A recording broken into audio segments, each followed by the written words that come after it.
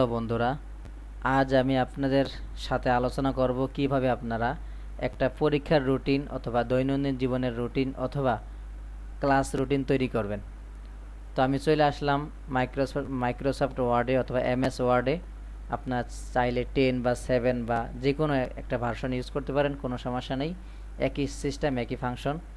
তো এখানে আসার পরে আপনারা যা করবেন, যদি আপনার এই A4 পেজে যদি না হয়, আপনারা পেজটা ল্যান্ডিং করে নেবেন। এখানে ল্যান্ডিং করার ক্ষেত্রে আপনি কি করতে হবে, পেজ আউটে ক্লিক করবেন। পেজ আউটে ক্লিক করার পর এখানে ক্লিক করবেন, এখানে ক্লিক করবেন ল্যান্ডিং পেজ। এখানে ল্যান্ডিং পেজ সিলেক্ট করলে আপনার পেজটা একটু বড় হবে, পেজটা একটু বড় হবে।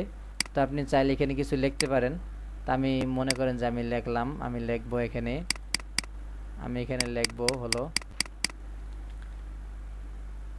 XYZ আইডিয়াল স্কুল পরীক্ষার রুটিন।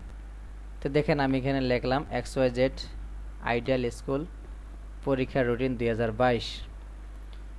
তো এখানে আপনি যা করবেন সেটা হলো, দেখেন আমার উপরে কিন্তু একটা অনেক বড় খালি জায়গা পড়ে আছে, দুই সাইডেও খালি জায়গা পড়ে আছে। তো এখন এত খালি জায়গা আমার রাখার কোনো প্রয়োজন নেই, এত খালি জায়গা আমার রাখার কোনো প্রয়োজন নাই। আমি এই ক্ষেত্রে কি করতে হবে, এই যে খালি রাখা, যে আপনি এতগুলা স্পেস যদি দেন তাহলে আপনার পেজও নষ্ট হবে, পাশাপাশি আপনার কিছু কম লিখতে পারবেন, অর্থাৎ লেখাগুলো বেশি হবে না। সেই ক্ষেত্রে আপনি কি করবেন, আপনি যাবেন হলো পেজ আউটে যাবেন। পেজ আউটে যাওয়ার পরে সাইজ যাবেন, পেজ সাইজ। এই সাইজ যাওয়ার পরে এখানে মোর পেপার সাইজ। এখানে মোর পেপার সাইজে যাওয়ার পরে এখানে যা করবেন সেটা হলো মার্জিন।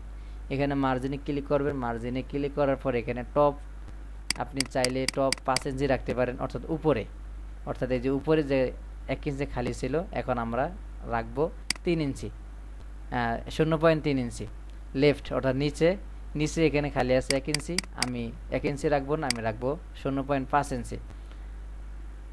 বাটম এখানে আছে 1 ইঞ্চি, আমি এখানে 1 ইঞ্চি রাখবো না, এখানে রাখবো 0.5 ইঞ্চি। এখানে রাইট, এখানে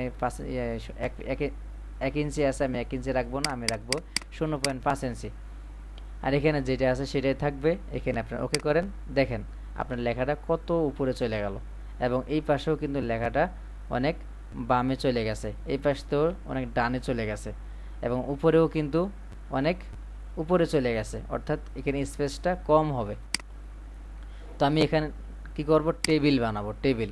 তো এখানে টেবিল লেখার ক্ষেত্রে আপনি কীভাবে টেবিল তৈরি করবেন, এখানে আসার পরে হোম পেজে আসার পরে লেআউট, তো আমরা পেজ লেআউট যেটা, এটা তো আমরা সেটিং করলাম। সেটিং করার পর আপনার চলে যাবেন ইনসার্টে ক্লিক করার পরে দেখবেন যেখানে লেখা আছে অপশন টেবিল। টেবিলে ক্লিক করার পরে আপনি চাইলে এইগুলো নিতে পারেন। যদি বলেন না আমার এইগুলো হবে না, আমার একটু বড় লাগবে, সেই ক্ষেত্রে আপনার ইনসার্ট টেবিলে ক্লিক করলে এখানে আপনার মন মতন আপনি নিতে পারবেন, কোনো সমস্যা নেই। এখানে 5 আছে, নিচে 2 আছে।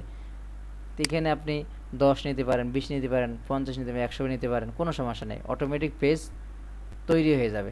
তো আমি এইটা নেব না, আমি নেব হলো এইটা, উপর যেইটা আছে এটা সম্পূর্ণ নেব। তো দেখেন এখানে সম্পূর্ণ যে আমি নেব, সেই ক্ষেত্রে দেখেন আমি এখানে লিখলাম পরীক্ষার রুটিন 2022। তো এখানে আপনি আপনার ইচ্ছা মতন আপনি যা মনে চাই তাই করতে পারবেন। বার লিখলেন, তারিখ লিখলেন, বিষয় লিখলেন, শ্রেণী লিখলেন, অথবা ক্লাস রুটিন থাকলে আপনি মাঝে বিরতি লিখলেন, কোনো সমস্যা নেই। তো যাই হোক, এই ছিল আজকের আলোচনা।